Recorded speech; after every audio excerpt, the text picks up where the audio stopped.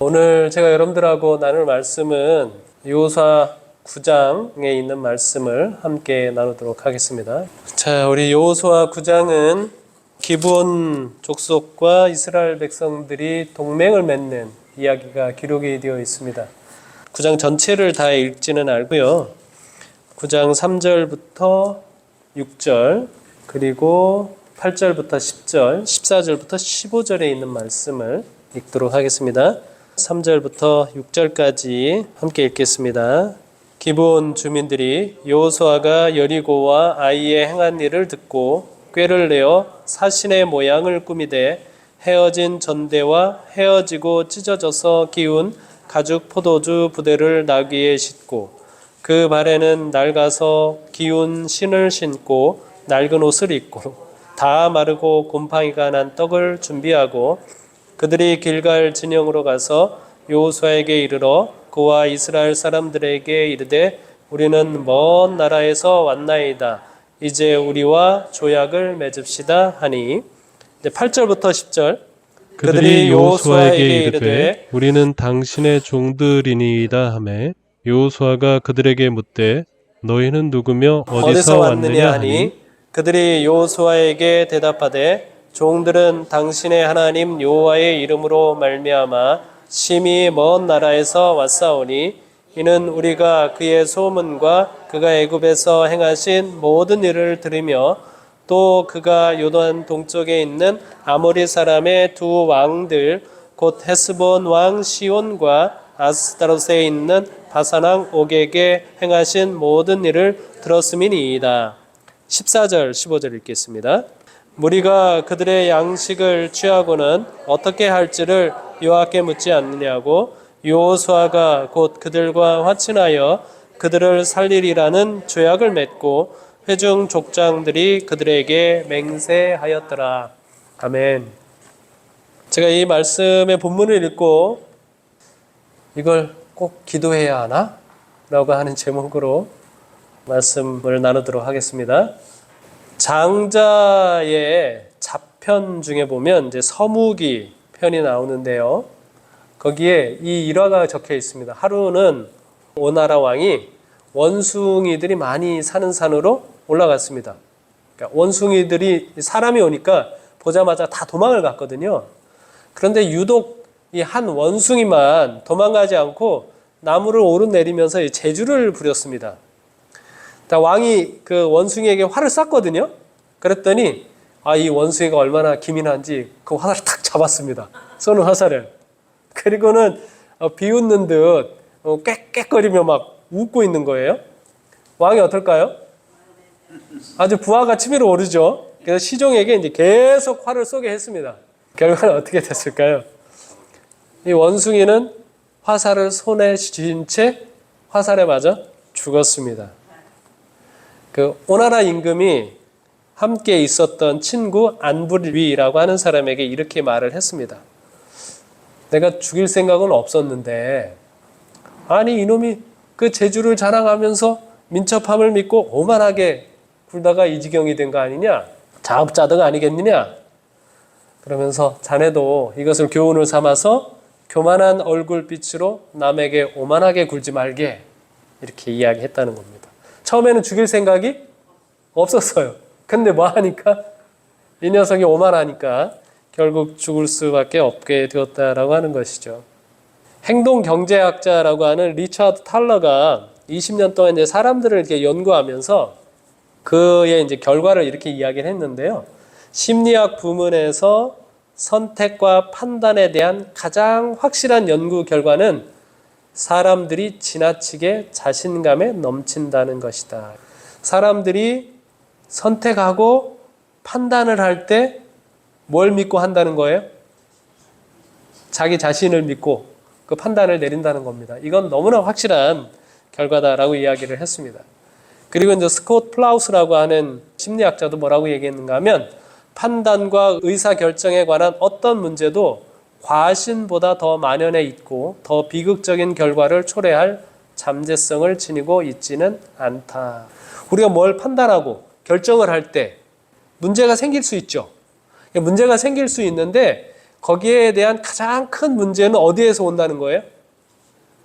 자기 자신을 지나치게 믿는 과신에서 온다. 이것을 기준으로 해서 이제 판단하게 되었을 때 가장 비극적인 결말을 이제 가져올 수 있는 문제다라고 이렇게 얘기를 했습니다.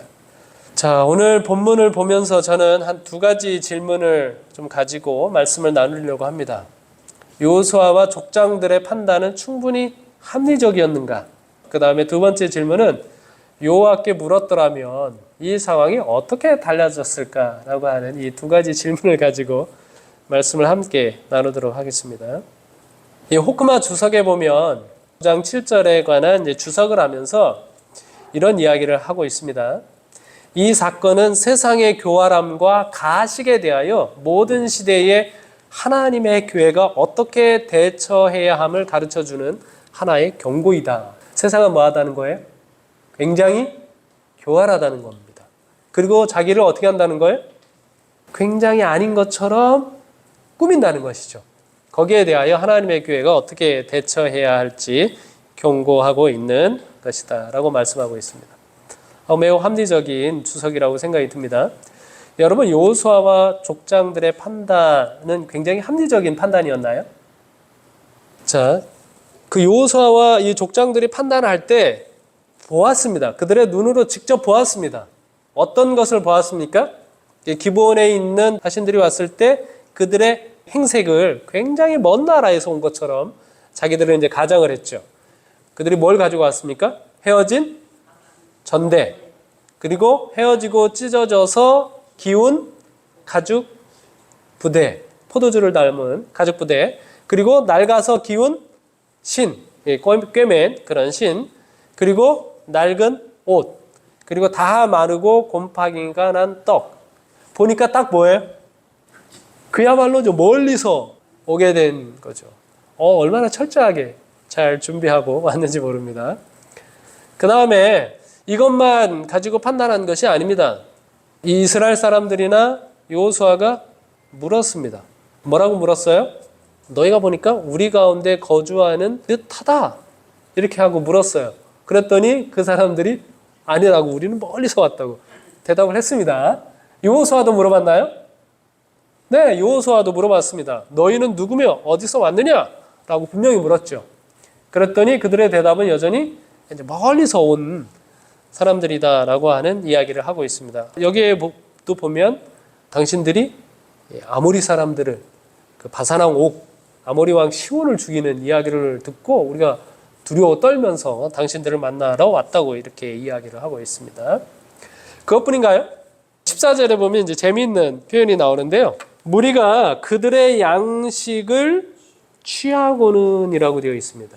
취했다는 겁니다. 이 취했다는 말이 뭘까요? 그 양식을 가져다가 맛을 보고 만져보고 시험해 봤다는 거예요. 그러니까 그게 곰팡이 난 것처럼 보이는 것뿐만 아니라 실제로 곰팡이가 났어요. 곰팡이가 난 빵을 가지고 이들이 왔다고 하는 것이죠. 자, 이렇게 하고 그들이 판단을 내렸습니다. 어떻습니까? 합리적인 판단입니까? 여러분, 굉장히 합리적으로 내리는 판단입니다. 그들이 직접 눈으로 보고 듣고 맛을 보고 만져보고 내린 판단이죠. 그냥 추상적인 가상적인 것에 대해서 추측하고 이럴 것이다 라고 하면서 판단을 내린 것이 아니라 진짜 오감으로 실제로 만져보고 듣고 보고 하면서 그들이 내린 판단이라고 하는 사실이죠. 그래서 그들의 내린 판단에 굉장히 큰 확신을 가졌습니다. 여러분은 세상을 살아가시면서요, 판단하고 결정을 할 때 무엇을 근거로 해서 판단하고 결정을 내립니까? 대부분 우리가 이렇게 판단하지 않습니까? 사실에 근거해서 우리가 직접 확인해 보고. 그러면 안전할까요? 제가 한 4년 전에 네이버 중고나라에서 스마트폰을 사다가 사기를 당한 적이 있습니다. 제가 240여만 원 정도 사기를 당했는데, 이게 중고나라에 쭉 중고 스마트폰을 사려고 쭉 가격을 해보니까 다른 데는 한 45만 원, 45만 원인데 이 사람은 한 40만 원에 내놨더라고요. 그래서 야 이거 다른 데보다 5만 원 정도 싸니까 여기 이 사람 거를 사야겠다라고 해서 이제 거래를 시작을 했는데 사기를 당한 거죠. 뭐에 홀린 듯이 이제 빨려 들어가게 됐습니다. 제가 이제 신고하고 경찰서를 갔습니다. 근데 거기에 갔더니 얼마나 사람이 많은지 몰라요. 뭐 금융감독원에서 전화가 왔다, 뭐 검찰청에서 전화가 왔다라고 하면서 이 스마트폰 사기를 당한 많은 사람들을 보면서 야 저런 거에 걸려드나 싶은 생각이 들더라고요. 그런데 제가 이제 걸려가지고 경찰서에서 이제 진술서를 쓰고 있으니까 제가 얼마나 한심하든지 몰랐습니다. 제가 걸려들었던 이유가 뭘까요? 첫 번째로는요, 네이버라고 하는 화면을 너무 믿었습니다. 보니까 이 사람이 딱 거래할 때 화면이 이동이 되는데 그 이동되는 화면이 뭔가 하면 네이버에서 안전거래를 하는 그 이미지를 캡처를 해가지고 제가 그걸 딱 믿어버렸죠. 이건 어디서 보증하는 거니까? 네이버에서 보증을 하는 거니까 괜찮다라고 생각을 해서 이제 걸려들었었습니다. 그 다음에 이제 두 번째는요, 그 사람의 이제 프로필 사진, 카톡으로 거래를 했는데 그 사람의 프로필 사진이요, 어디서 많이 본 얼굴이었습니다. 특별히 아내하고 그 아이하고 이렇게 사진을 찍었는데 아내는 전에 교회에서 목회하던 아기 엄마의 얼굴이에요. 그 남자는 서정환 앞에 이제 청년 모임 같은 걸 할 때 본 것 같은 그런 얼굴인 거예요. 굉장히 이제 닮은 비슷한 사람이 있는 거예요. 그러니까 그 사람들의 얼굴이 되게 익숙하고 거기 중간에 또 아기도 있고 하니까 사기를 칠 거라고는 전혀 생각할 수가 없었죠. 그래서 나중에 생각하면 혹시 이거 우리 교인 사진을 어디서 다운받아서 넣은 거 아니야? 뭐 이렇게 생각이 들었습니다. 그리고 세 번째는 뭐냐면 나는 절대 피싱 사기에 넘어가지 않을 것이라고 너무 믿은 거죠. 그래가지고 이제 다음날 돼가지고 이걸 수습하려고 백방으로 뭐 경찰서도 아무도 모르게 우리 식구 아무도 모르게 막 노력을 했는데 그 정도 금액 가지고는요 돌려받을 길이 없더라고요. 다음날 저녁에 식구들한테 이제 자백을 했습니다. 그리고 벌을 달게 받기로 했습니다.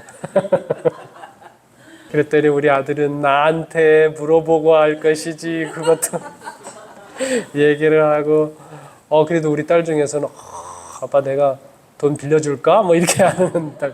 그때 그 240만 원은요 사실은 우리 큰아이 2학기 등록금 모아놓은 돈이었어요. 그거 한 40만 원 하고 40만 원이 가격이라 그래서 40만 원을 보냈더니 그걸 돌려받으려면 1,000원을 수수료를 더 붙여야 된대요.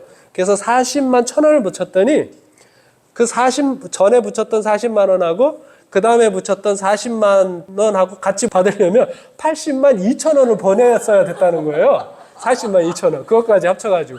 그렇게 해가지고 제가 240만 원 가까이를 든 거 아닙니까? 돌려받으려고. 그렇게 이제 자백을 했습니다. 그랬더니 그때 제 아내가 한 말이 제가 엄청 혼날 줄 알았거든요. 우리 집사람한테. 그런데 그때 기도했어? 이렇게 물어보더라고요. 제가 이제 그 말을 듣는 순간 망치로 머리를 얻어맞은 기분을 느꼈습니다. 왜냐하면 제가 사실은 그 스마트폰이 좀 뭐랄까 그 T맵을 사용을 하는데 그 GPS를 자꾸 못 잡아요. 그래서 며칠 전부터 한 몇 주 전부터 어떤 스마트폰을 사야 되는지 굉장히 철저하게 이렇게 연구를 하고 탐구를 하면서 그것을 한 겁니다. 여러 가지 생각을 하면서.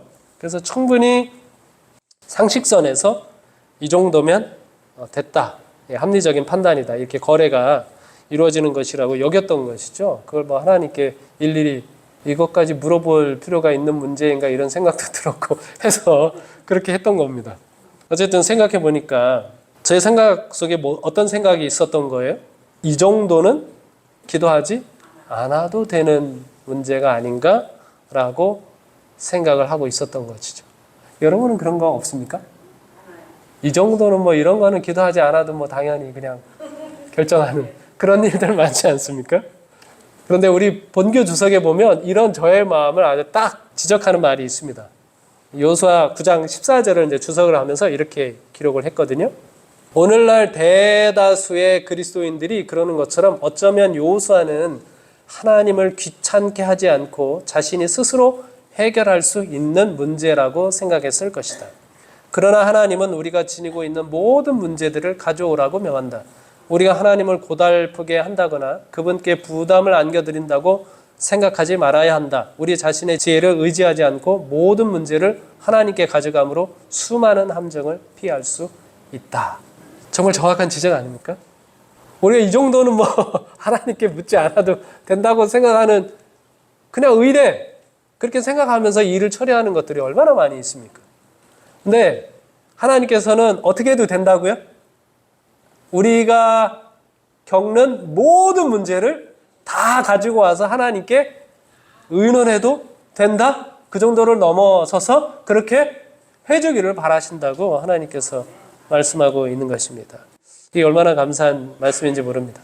여러분, 우리가 아무리 합리적인 판단을 한다고 할지라도 뭐 1 더하기 1은 2다.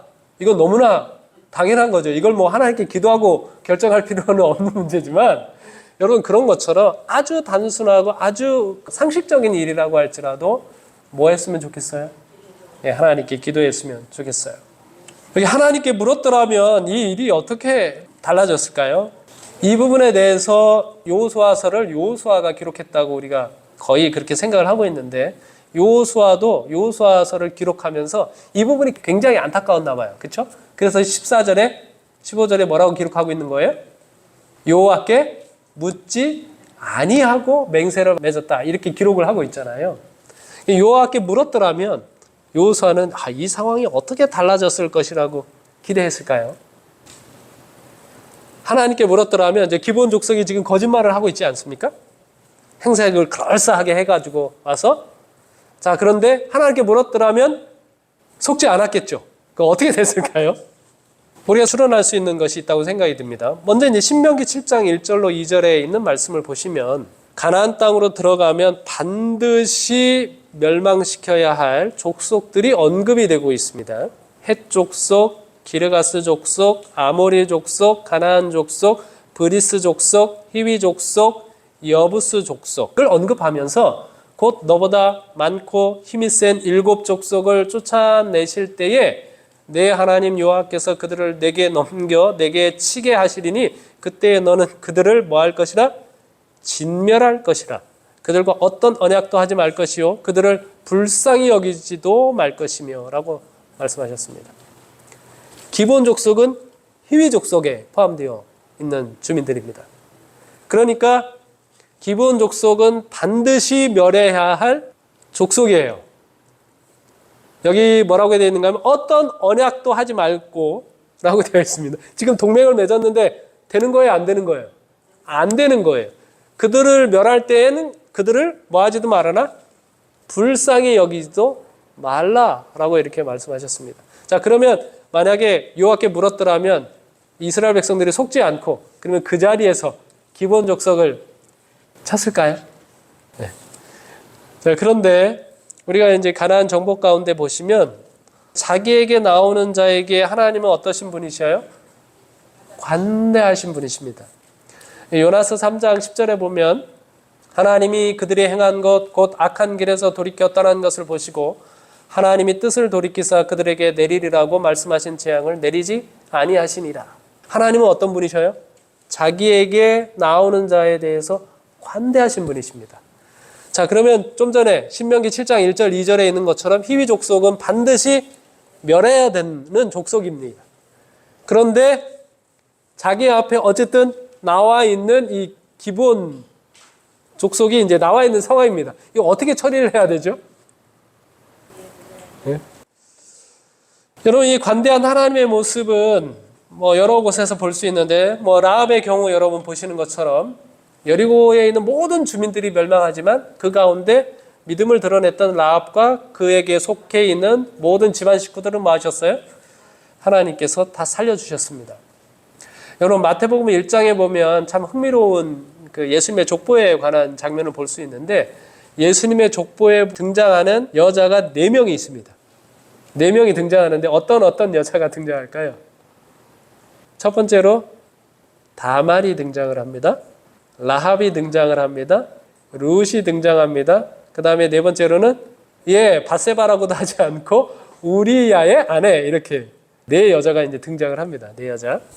근데 흥미롭지 않습니까? 예수님의 족보 가운데 기록할 만한 이 네 명의 여자 말고 다른 여자들은 없었나요?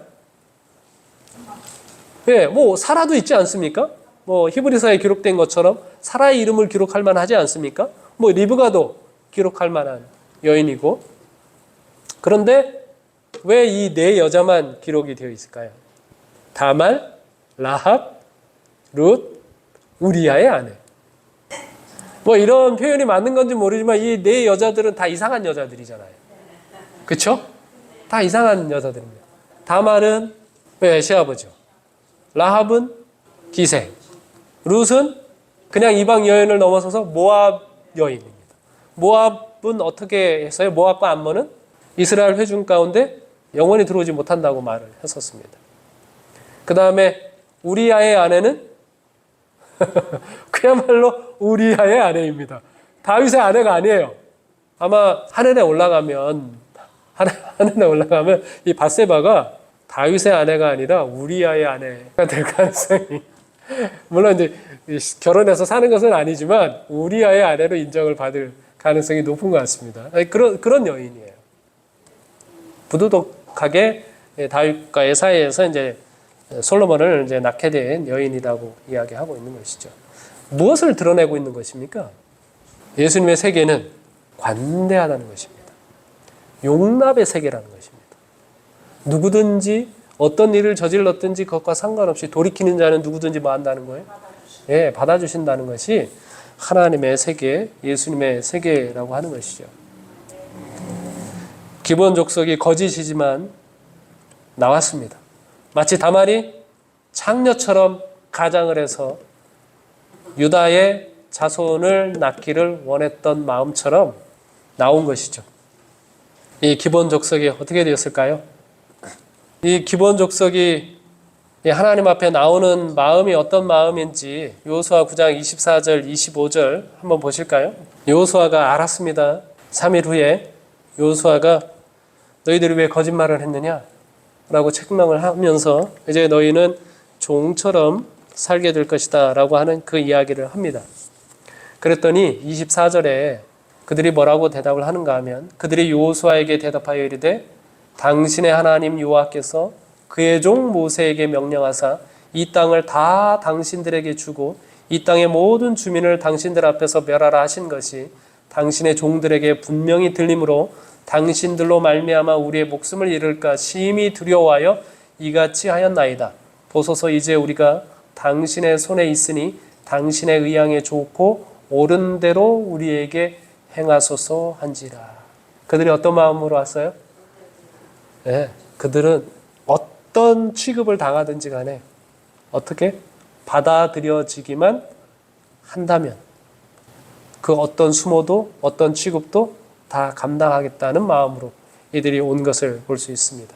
만약에 그들이 거짓말을 하지 않고 정직하게 왔더라면 너희 중에 우거하는 타국인처럼 대하는 그런 특권을 얻었겠죠.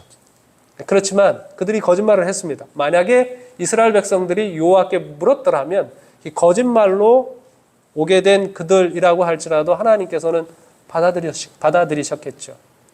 그러나 이들이 아마 더 진정한 회개를 할 수 있는 기회를 얻을 수 있었을 것이라고 생각이 듭니다. 어쨌든 근데 하나님께서 너무너무 자비로운 것은 뭐냐면 그들이 종노릇을 하잖아요. 종노릇을 하는데 어디서 종노릇 하게 했습니까? 성전에서 하나님께서 택하신 곳에서 회중을 위하여 여호와의 제단을 위하여 물 깃고 나무 패는 사람이 되게 하셨습니까? 하나님께서 어디에 두셨어요, 이들을? 하나님 가장 가까이에 이들을 두셨습니다. 하나님께서 사람들을 어떻게 용서하는지, 하나님께서 이스라엘을 어떻게 축복하시는지 가장 가까이에서 볼 수 있도록 삼으셨다라고 하는 것이 얼마나 은혜가 되는지 모릅니다. 그리고 만약에 이 하나님께 이들이 물었더라면 어떤 죄도 방지할 수 있었을까라고 하는 것인데요. 여러분, 이스라엘 백성들이 이제 지파별로 땅을 정복해 가는 일들이 이제 맡겨집니다. 여호수아는 나이가 너무 많이 늙어서 주요한 대적들을 다 멸망시키고 흩어 버리신 이후에 이제 전쟁은 각 지파별로 땅을 분배받아서 전쟁을 해야 되는데요. 사사기 1장에 있는 장면들을 쭉 보시면, 그리고 여호수아서에도 보시면 에브라임이 가나안 족속을 다 쫓아내지 않습니다. 게셀 주민을 쫓아내지 않고 저희가 강성한 다음에 뭘 시키는가 하면 노역을 시킵니다. 므낫세도 가나안 족속을 노역을 시킵니다. 사사기에 보면 수많은 지파들이 쫓아내지 못하고 그들을 강하게 된 다음에는 노역을 시키는 그런 일을 하게 되거든요. 이거 뭐하고 비슷해요? 지금 여호수아와 그 족장들이 기본 족속들을 받아들이고 동맹을 맺은 다음에 기본 족속을 뭐 만들었어요? 종을 만들고 노역을 시켜요. 이와 비슷한 타협이 이스라엘의 역사에서 계속해서 반복이 되는 모습을 보게 되는 것이죠. 만약에 이 여호와께 물었더라면 그러한 죄악이 다시 반복됐을까요? 그러한 죄악이 반복되는 것을 막을 수 있었겠죠. 그러나 그들이 여호와께 묻지 아니함으로 이후에 이와 비슷한 형태의 죄악이 타협이 반복되는 것을 막을 수 없었다고 하는 사실입니다. 잠언 3장 5절로 7절에 이런 말씀이 있습니다. 너는 마음을 다하여 여호와를 신뢰하고 내 명철을 의지하지 말라. 너는 범사의 그를 인정하라. 그리하면 내 길을 지도하시리라. 스스로 지혜롭게 여기지 말지어다. 여호와를 경외하며 악을 떠날지어다. 어떤 사람이 지혜로운 사람이에요? 자기 스스로를 지혜롭게 여기지 않고요. 범사의 그를 인정하는 사람. 범사의 하나님을 인정하는 사람. 모든 일에 있어서 하나님의 지도를 받기를 원하는 사람이 가장 지혜로운 사람이라고 하는 것이죠. 정로의 계단 100쪽에도 이런 말씀이 있습니다.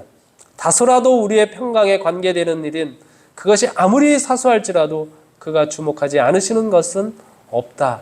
우리를 위한 것이라면 하나님께서는 그것이 아무리 사소할지라도 뭐 하시다고요? 그것을 관심 있게 살펴보시고 주목하여 보시고 우리를 그 길로 인도하기를 원하시는 분이시다라고 말씀하셨어요. 그러니까 만사를 누구에게 물어야 되는 거예요?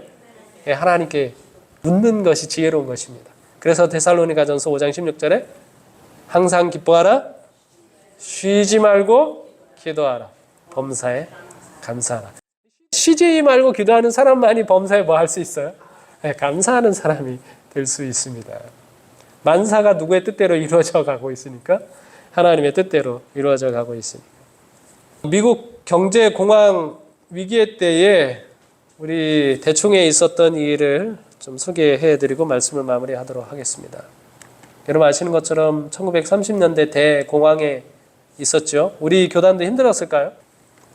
그런데 그때 대총의 부재무로 있었던 W.H. 윌리엄스 이 목사님은 1930년부터 1954년까지 이제 대총의 부재무로 일을 하셨었거든요. 그런데 그 비서에게 $100짜리 지폐 10장을 건네주면서 이걸 봉투에 넣고 날짜와 액수를 기입한 후에 사무실에 있는 소형 금고에 보관하라고 일러뒀습니다.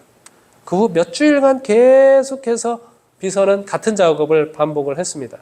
돈을 넣고는 그 봉투에 날짜와 액수를 정확하게 기입을 이렇게 한 것이죠. 이분이 이제 재정에 굉장히 명석한 경영인이었거든요.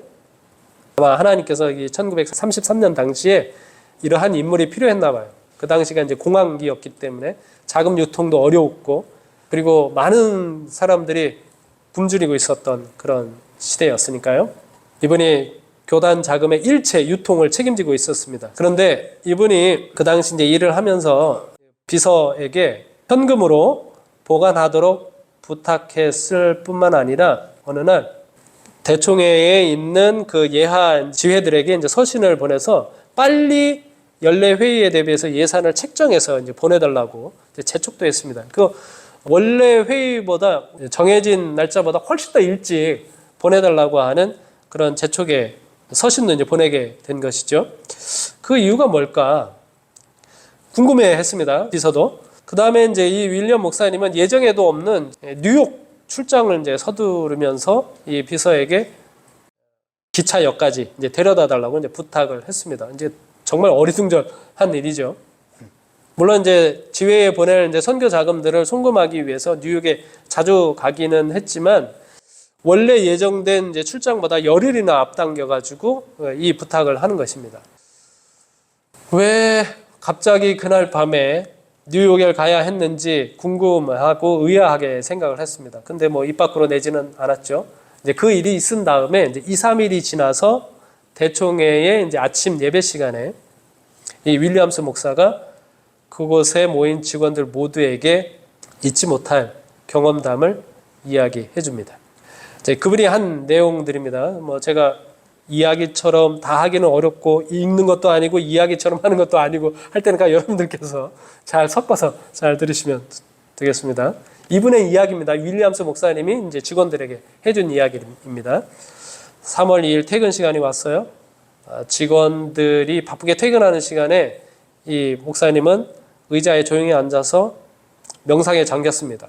그렇게 앉아 있었는데 갑자기 이 목사님 어깨에 누군가 손을 얹으면서 분명한 목소리로 명령하는 것 같았어요. 오늘 밤 뉴욕으로 가거라. 바짝 긴장을 했습니다. 그리고 이제 기도를 했어요. 주님, 제게는 지금 뉴욕에 가서 업무를 처리할 권한이 없습니다. 거기 가서 무엇을 어떻게 하라는 말씀입니까? 그런데 계속해서 가라는 압력이 왔습니다. 그래서 이제 늦은 밤 전차로 시내에 있는 이제 기차역까지 가기로 했습니다. 그걸 이제 비서에게 이제 부탁한 것이죠. 근데 이 비서는 이제 순순히 그 요청에 이제 응답을 했습니다. 다음날 아침 윌리엄스 목사님이 뉴욕에 도착을 했습니다. 그 이제 부적당하게 하는 거래로부터 이제 자기를 지켜달라고 이제 기도하면서 내가 왜 여기에 왔을까? 그런 이유를 이제 궁금하게 생각을 하면서 가게 됐습니다. 네, 그날 아침 이제 그 해답이 이제 명확하게 왔는데 거래하는 두 은행에 가서 각 지회에 선교 자금을 보내거라라고 하는 음성이 들렸어요. 각 지회에. 그래서 이제 그 음성을 듣고 이 일을 하기에는 너무 이르지 않습니까? 이런 반문도 했어요, 하나님께. 그러나 그 압력이 너무 강했기 때문에 그렇게 할 수밖에 없다는 거 느꼈습니다. 금요일 아침이었는데요. 첫 번째 은행 창구 앞에 서서 이제 언제나 이렇게 선교 자금을 취급해 주던 그 은행의 창구 회원에게 이야기를 했습니다. 이 사람은 이분이 윌리엄스 목사님이 언제 송금을 하는지 다 알고 있어요.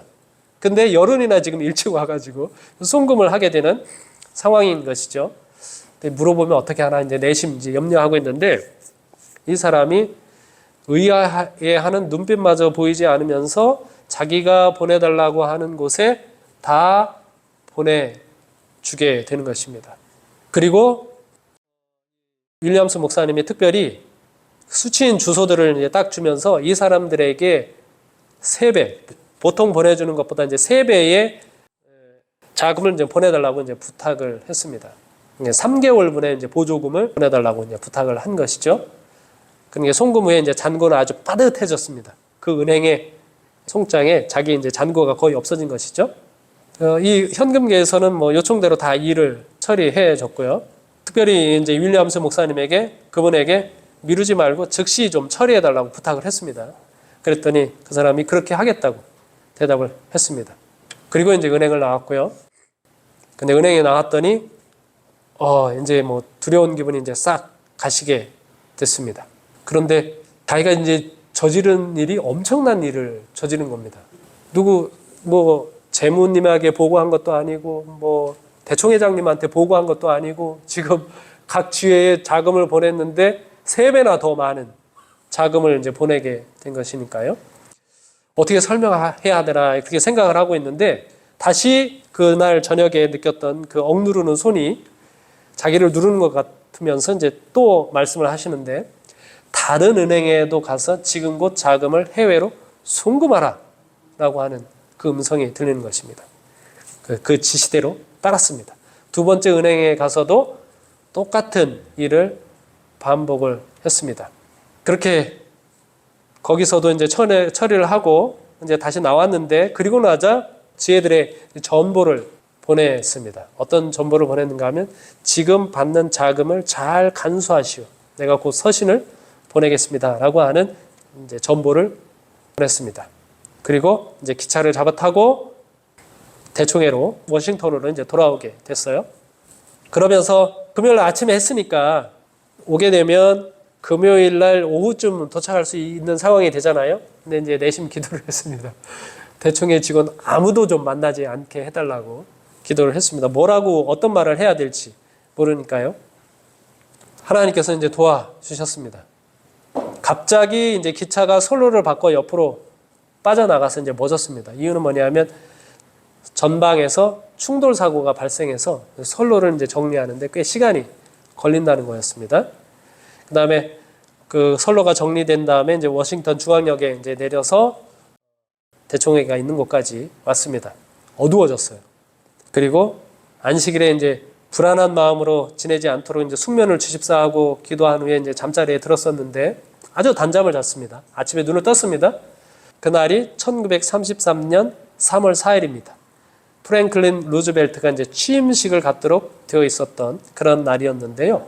그때 열린 침실 창문을 통해서 신문 배달 소년의 목청을 돋군 소리가 들렸습니다. 호외요, 호외, 은행 폐쇄, 호외, 전국 은행 폐쇄 하는 다급한 외침이 넘어 들어왔습니다. 이 얘기를 듣고 이 윌리엄스 목사님이 용수철처럼 침대에서 튀어나온 것이죠. 잠옷채로 밖에 나가서 그 신문을 잡아 들었습니다. 봤더니 뭐예요? 공황으로 인해서 모든 은행이 폐쇄되었다고 하는 소식을 보게 된 것이죠. 네. 이 목사님이 너무나 감사했습니다. 우리 교단의 선교 자금의 대부분을 구제해 주는데 누구를 사용했어요? 자기를 사용하셨다고 하는 생각이 들으니까 너무 감격하고 너무 감동하게 됐습니다. 그 안식일을 하나님께 찬양하면서 지냈고요. 일몰 시간이 이제 막 지나자마자 이분들 대단해요. 대충에 당시 어르신들이 엄청 대단한 거예요. 안식일날 전화를 하지 않고 언제 전화해요? 이제 해가 지자 전화가 오는 겁니다. 대총회 재무 목사님이 막 전화 왔습니다. 재무실 직원들 다 즉시 사무실로 이제 모이도록 조처를 했습니다. 뭐 이 윌리엄스 목사님이 좀 뭐라도 얘기를 하고 싶었는데 이 재무 목사님이 너무 다급하니까 들을 새도 없이 그냥 일단 모이라고 이야기를 한 것이죠. 그리고서 이제 재무실에서 재무 직원들과 이제 회의를 하게 됐는데 목사님이 소식 들었죠? 이제 모든 은행이 다 폐쇄된 상황입니다. 어떻게 하면 좋습니까? 우리가 보낸 해외 선교사들 어떻게 하면 좋습니까?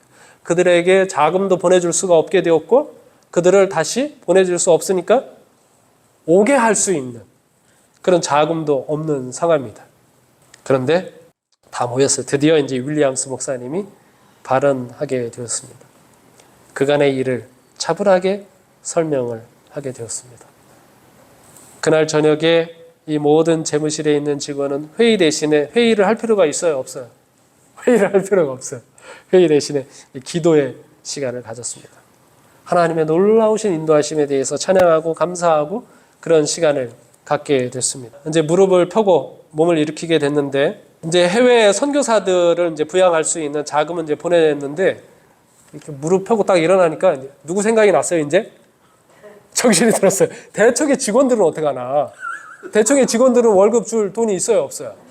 없잖아요.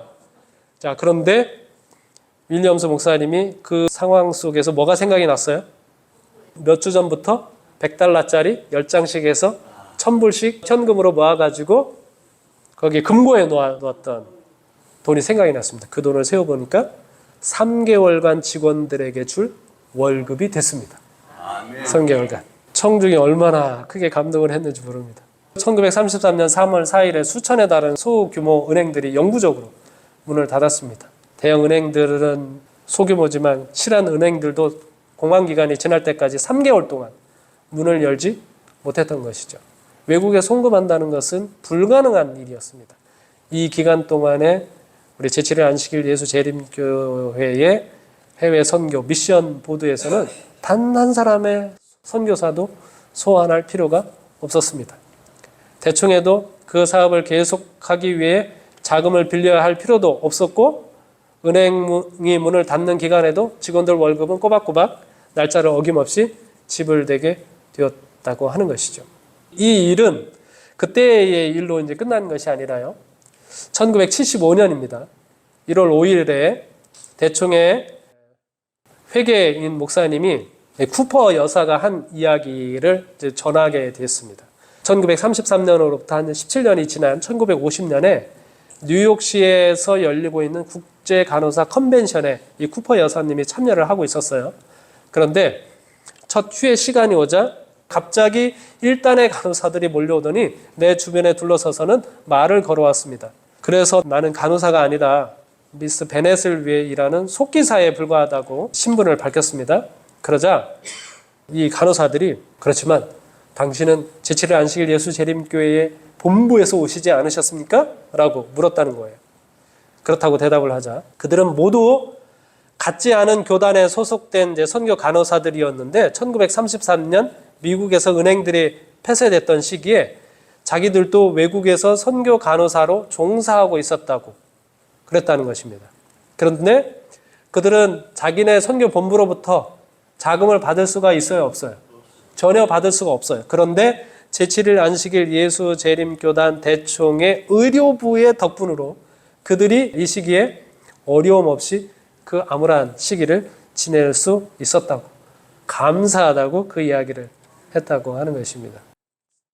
사연은 즉 뭐예요? 재림교회 소속의 여러 간호사들이 전 세계에 흩어져 있는데 그 자금이 그들에게 보내졌을 때 그들만 쓴 게 아니라 그 자금을 가지고 함께 일하는 다른 선교단의 이제 간호사들을 위하여서도 그 자금을 썼다라고 하는 것입니다. 하나님께서 기적적으로 우리 교단을 인도한 역사가 얼마나 감동적인지 몰라요. 아멘. 여러분 하나님께서 우리의 길을 인도하십니까? 아멘. 큰 일만 인도하실까요? 아니요. 아주 사소하고 작은 일도 우리의 평강과 관계된 일에는 하나님께서 주목하시지 않는 것이 없다고 말씀하고 있습니다. 이런 하나님의 인도하심에 우리가 묻지 않아도 될까요? 뭐 이것쯤이야 이것까지 꼭 기도해야 하나? 이런 태도로 우리가 살 필요가 있을까요? 우리가 진심으로 하나님께 모든 문제들에 대하여 기도하면서 묻고 그분의 인도를 따라갈 수 있는 그러한 신앙인이 되기를 간절히 바라면서 말씀을 마치겠습니다.